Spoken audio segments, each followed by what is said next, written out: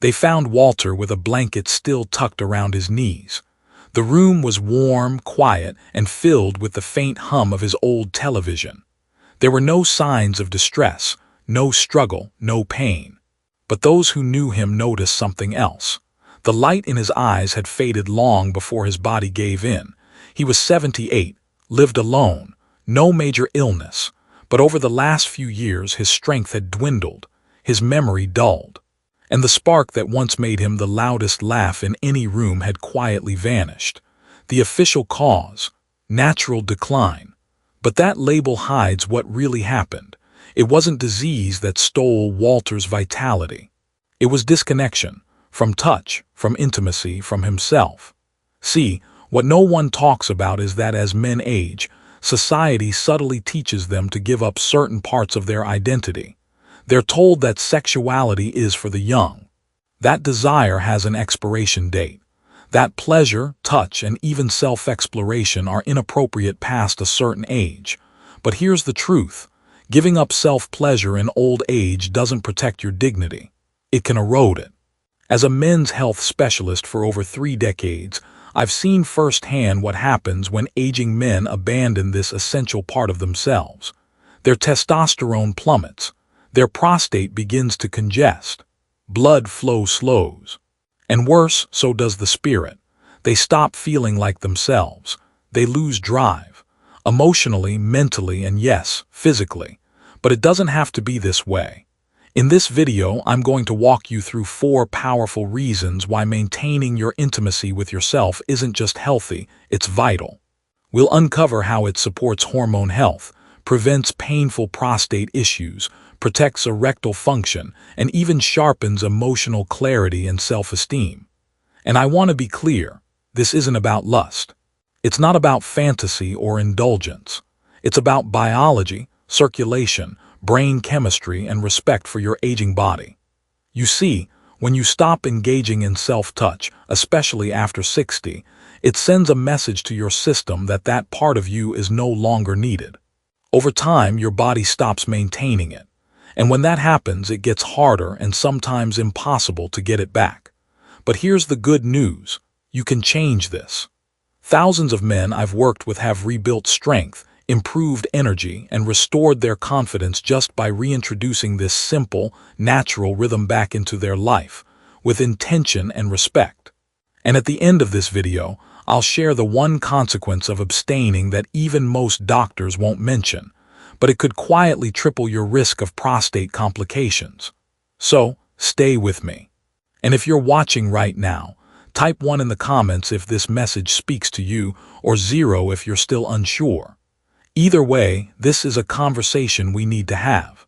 Let's start with the first, and most overlooked, consequence of walking away from your own intimacy after 60. It's subtle at first. You chalk it up to aging, maybe poor sleep, maybe too much stress, but what's really happening?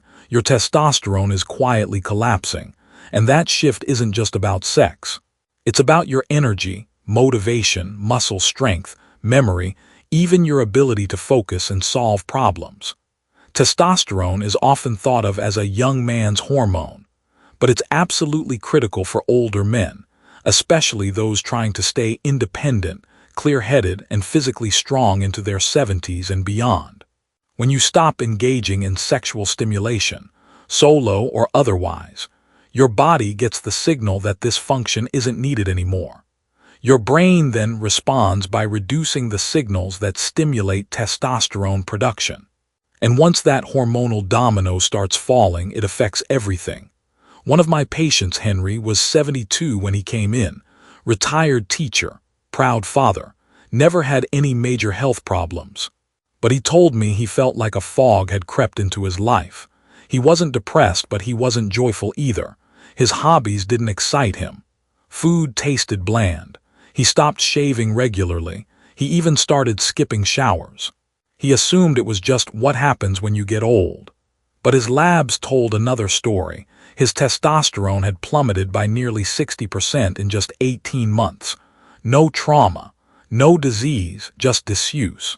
His body had quietly turned the dial down because he stopped sending the signal to keep it turned up. Now here's what you need to know.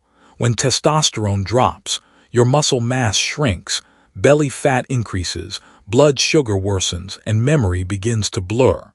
But even more concerning, your risk of heart disease, diabetes, and even early death starts to climb. All of this because your system assumed you were finished. But the body is incredibly responsive. When you reintroduce gentle, consistent stimulation, your hormone signals begin to recover. I've seen it time and time again, even in men over 75.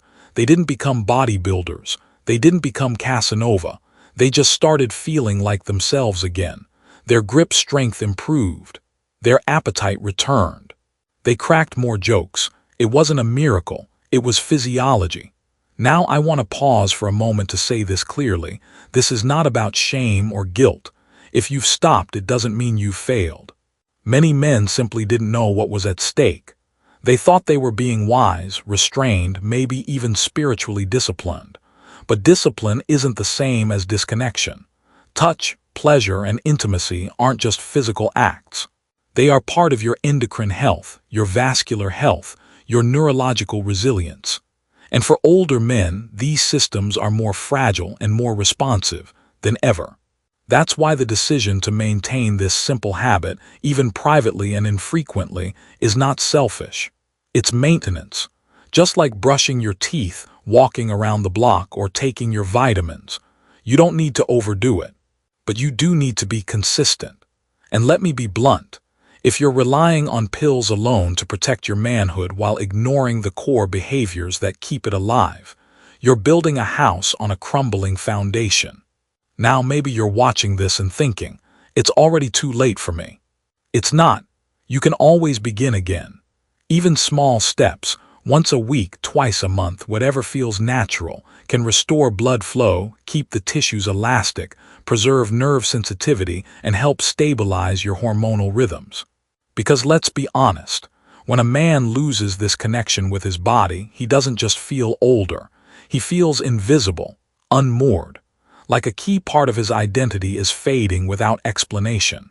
But when he reclaims that connection, not out of vanity, not out of lust, but out of self-respect, his spirit returns. And sometimes that return is enough to turn everything around. So far, we've talked about physical decline and hormonal collapse. But next, we're going to explore something even deeper. What happens to your emotional health and your relationships when this part of your life goes completely silent? It's the third consequence. And for many men, it's the one they never see coming, until they're already drifting into a kind of quiet emotional isolation that no medication can fix. We'll talk about that next. But for now, if this message has struck a chord with you, type 2 in the comments to let me know you're still here. Or 1 if you're just beginning to rethink what aging should look like for you. Either way, you're not alone. And here's the part that most men never hear until it's too late. Your prostate is designed to work in cycles. It fills, it empties. That rhythm keeps it healthy. But when the release stops altogether, especially as you age, what was once a healthy system becomes a holding tank. And over time, that holding tank becomes inflamed, swollen, and stiff. Think of it like this. Imagine a garden hose that hasn't been used in months. The water left inside becomes stale. Algae builds. The inner lining starts to break down. Now imagine trying to use that hose again. The flow isn't smooth. The pressure is off. You notice cracks. That's what your prostate feels like when it's congested for too long. And unlike a sore back or a twisted ankle, this discomfort is hidden. You don't see it. You only feel its ripples, in your sleep, in your bathroom habits, in your posture, even in your mood. One man I treated, Michael, age 68, described it as a sense of pressure I couldn't point to. He said it made him anxious, restless. He avoided long drives, dinners with friends, even his granddaughter's school play, because he didn't trust his body to behave. And all of it, every ounce of that disruption, traced back to a gland no bigger than a walnut, and a simple habit he gave up years ago, thinking it was no longer important. Now, here's what makes this worse. Men often ignore it out of embarrassment. They delay appointments. They downplay the symptoms. They treat it like a personal failing instead of what it really is, a mechanical issue that needs a routine solution. Because the solution isn't complicated. It doesn't require medication in most cases. It doesn't require surgery. Often, it starts with restoring healthy, regular ejaculation through masturbation, intimacy, or even pelvic floor exercises designed to stimulate the region. This small act helps flush built-up fluid, reduce inflammation, and restore normal prostate size. Not overnight, but steadily, over weeks and months. You'd be surprised how quickly things start to feel normal again once you give your body permission to reset. And this isn't just anecdotal. Multiple studies in the Journal of Urology and the American Journal of Men's Health have shown that men who maintain regular ejaculation after 60 have significantly lower rates of prostate inflammation, pain, and urinary dysfunction. This is biology, not bravado. Now I understand this can be an uncomfortable topic for many. We grew up in a time when these things weren't talked about, when silence was considered strength. But in medicine, silence is dangerous, especially when it leads to avoidable suffering. I've seen too many good men come into my office, strong men, brave men, only to break down in frustration because they can't sit through a movie without needing the restroom, because their confidence is shrinking alongside their physical strength, because they're tired of feeling like they've lost control over their own body. But here's the hope. It's not too late. As long as you're alive, your body still responds to attention, to rhythm, to care. That doesn't mean you have to turn back the clock, but you can slow it down. You can preserve the strength, dignity, and freedom you've earned through decades of hard work. Start by paying attention. That dull pressure, that middle-of-the-night urgency, that shift in mood you can't quite explain. It may not be just age. It may be your body quietly asking you to remember a part of yourself you've left behind. So here's my advice, not as a doctor but as a man who's walked this path with thousands of others. Don't wait for the breakdown. Reconnect now. Gently, consistently, privately, respectfully, because your health isn't just about numbers on a chart. It's about how you feel when you get out of bed, how confidently you walk into a room, how peacefully you sleep at night, and how deeply you feel that, even now, you still belong to yourself. Coming up next, we'll dive into the fourth consequence of giving up sexual stimulation in later life, one that affects your emotional resilience and increases your risk for chronic loneliness, cognitive decline, and even depression. If you're still with me and this message is resonating, comment the number 3 below. And if you're watching and thinking of someone who needs to hear this, a father, an uncle, a friend, please share it. Because in silence we suffer, but in truth we heal.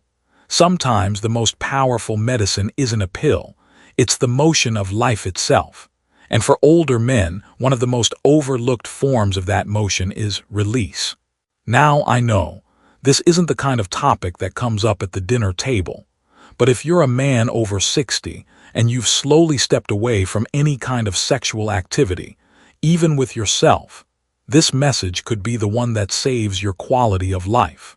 Because when that natural rhythm of arousal and ejaculation stops for too long, the body doesn't just wait. It adapts. And often, it adapts in ways that can quietly cause damage. One of the first places that damage shows up is the prostate. Your prostate is not a passive gland. It's not a background organ. It produces fluid. It stores it. And that fluid is designed to move regularly. But when that release stops, when it sits for weeks, then months, something begins to change. The fluid thickens, pressure builds, inflammation follows, and before long, symptoms appear. A dull ache in your lower abdomen, interrupted sleep from constant urges to urinate, slow or stream, discomfort you can't quite explain.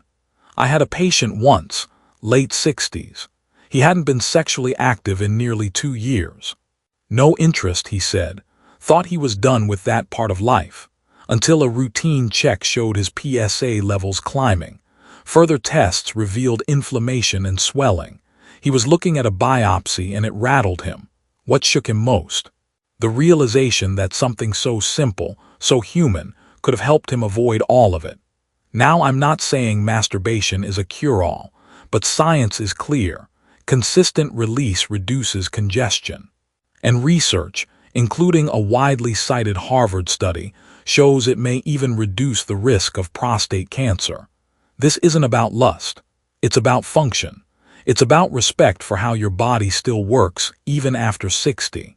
Because here's the deeper truth. When men stop touching themselves, they're not just ignoring their bodies. They're often unintentionally silencing a vital part of their identity.